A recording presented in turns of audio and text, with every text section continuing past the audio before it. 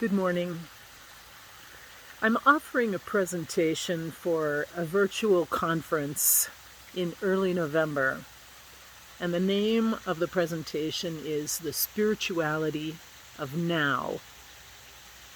And I chose this topic and the opportunity to study and pray over this in order to present it well, because this is not something that I am good at. I find the present moment a challenge. I look back on yesterday, dwelling on things that I could have done differently, and I long for tomorrow, planning for ways to implement graces that God will give in the present moment.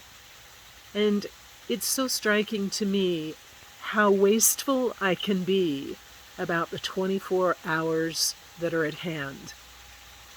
I've shared with you before, and you know people as well, that are terminally ill or struggle with terminal disease. Those who are struggling with dementia, who have no sense of time or who have this desperate sense of time, this realization that time is running out. Whereas for many of us who do not struggle with terminal diseases, we live in this endless cycle of day to day to day. We strike another day off the calendar, we tear another page off the wall, and we know that we have tomorrow. And yet, God encourages us not to operate in that fashion. And as I'm preparing this workshop, this presentation, it's so striking to me that the whole reason that I feel drawn to a loving God, right, is because the invitation was made by God in the first place. But what I long for most is intimacy. I long for a closeness with God here in this world, so that when I see God in the next, there will be this deeper understanding, connection, than had I squandered everything while I'm alive here. But intimacy is not possible in yesterday. It's not.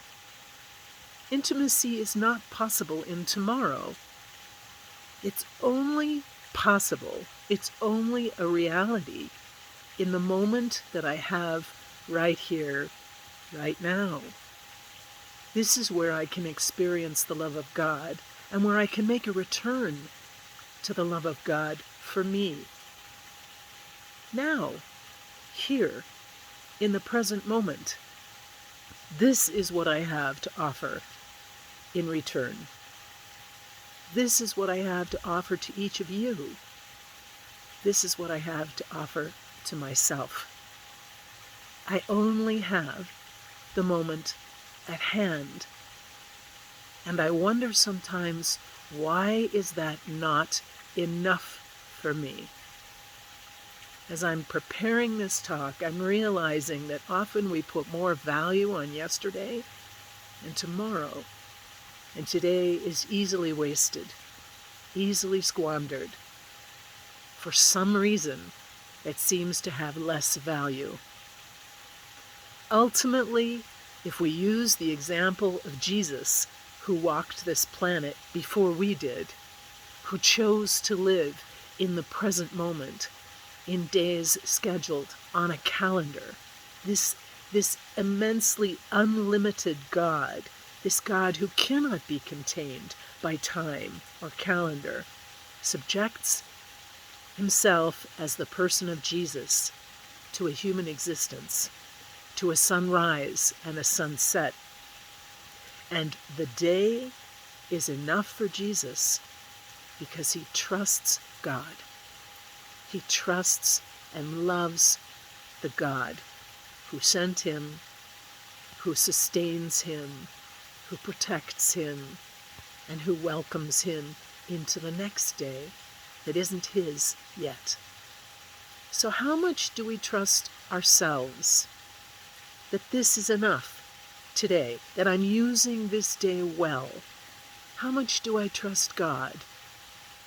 It's so important to think about. I know I'm doing a lot of that these days.